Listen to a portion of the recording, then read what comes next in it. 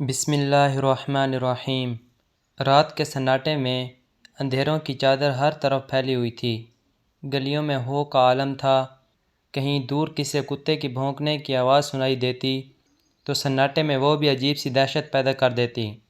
ایک چھوٹے سے قصبے کے کونے پر ایک پرانا سا مکان کھڑا تھا۔ یہ مکان بظاہر سادہ مگر محبت سے بھرا ہوا گھر تھا۔ اندر ایک چھوٹا سا خاندان رہتا تھا، ایک محنتی شوہر، ایک وفادار بیوی اور ان کا معصوم سا بچہ جو ابھی چند ماہ کا تھا۔ میاں بیوی تھکن سے چور ہو کر جلدی سو گئے تھے۔ ان کے پاس دنیاوی آسائشیں نہیں تھیں لیکن دل مطمئن تھا کیونکہ روزی حلال تھی۔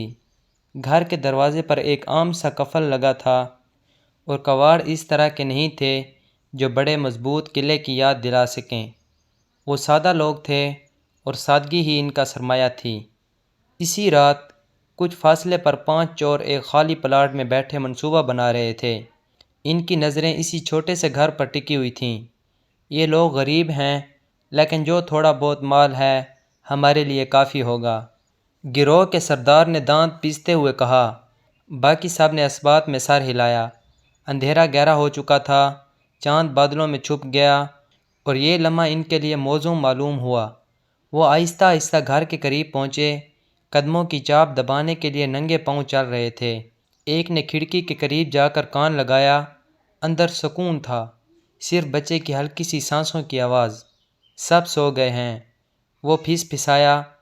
ایک لمحے میں قفل توڑ دیا گیا اور چور دبے پاؤں اندر داخل ہو گئے۔ اندر اندھیرا تھا لیکن انہیں سب کچھ صاف دکھائی دے رہا تھا۔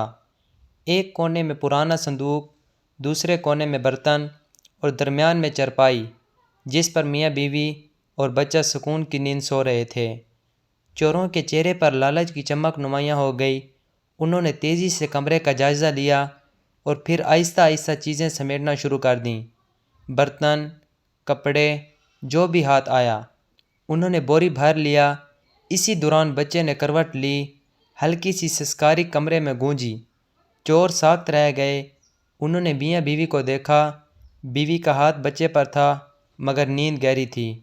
ایک چور نے سردار کے کان میں کہا، اگر بچہ جاگ گیا تو ماں بھی جاگ جائے گی اور پھر شور مچ گیا تو سب گیا۔ سردار نے تیزی سے سوچا، بچے کو باہر رکھ دیتے ہیں، تھوڑی دیر میں ہم اپنا کام مکمل کر لیں گے پھر بچے کو واپس رکھ دیں گے۔ یہ فیصلہ شیطانی تھا مگر ان کے نزدیک یہی محفوظ راستہ تھا۔ ایک چور آہستہ سے آگے بڑھا، بچے کو ماں کے پہلو سے الگ کیا۔ ننھا سا وجود ماں کی لمب سے جدا ہوتے ہی ہلکا سا کروٹ بدل گیا مگر آنکھ نہ کھلی۔ چور نے جھٹ سے بچے کو کپڑے میں لپیٹا اور دبے پاؤں باہر لے گیا۔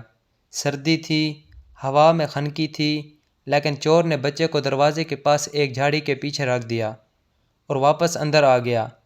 اندر کا کام تیزی سے جاری تھا۔ وہ ہر قابل فروخت چیز بوری میں ڈال رہے تھے لیکن ادھر باہر ایک ایسا منظر تیار ہو رہا تھا جو ان کی سوچ سے باہر تھا۔ بچے کی ہلکی سی کراہٹ آسمان تک پہنچی اور اللہ کی قدرت حرکت میں آئی۔ اچانک آسمان پر بادل گہرے ہو گئے، ہوا تیز ہو گئی اور دیکھتے ہی دیکھتے زوردار بارش شروع ہو گئی۔ بارش کے پہلے قطرے جب بچے کے کپڑے پر گرے وہ چونک کر جاگ گیا اور زور زور سے رونے لگا۔ اس کی معصوم چیخ رات کے سناٹے کو چیرتی ہوئی دور تک سنائی دی۔ قریب کے گھروں میں کتے بھونکنے لگے۔ ایک پڑوسی کی آنکھ کھل گئی۔ اس نے باہر جھانکا تو دیکھا کہ کسی جھاڑی کے پاس ایک بچہ زور زور سے رو رہا ہے۔ وہ گھبرا کر باہر دوڑا۔ اسی لمحے چوروں کے گروہ نے بھی بچے کی آواز سنی۔ ان کے چہرے پر خوف کے سائے لہرانے لگے۔ یہ کیا ہو گیا؟ ایک نے گھبرا کر کہا۔ سردار نے دانت پیسے، جلدی کرو، کام ختم کرو، لیکن آواز بڑھتی گئی، بارش تیز ہوتی گئی اور اب گلی میں کھڑکیوں کے پٹ کھلنے لگے۔ لوگ جاگنے لگے تھے۔ پڑوسی نے بچے کو اٹھایا تو اس نے جھاڑی کے پیچھے تازہ قدموں کے نشانات دیکھے۔ دل میں خدشہ جاگا کہ چوری ہو رہی ہے۔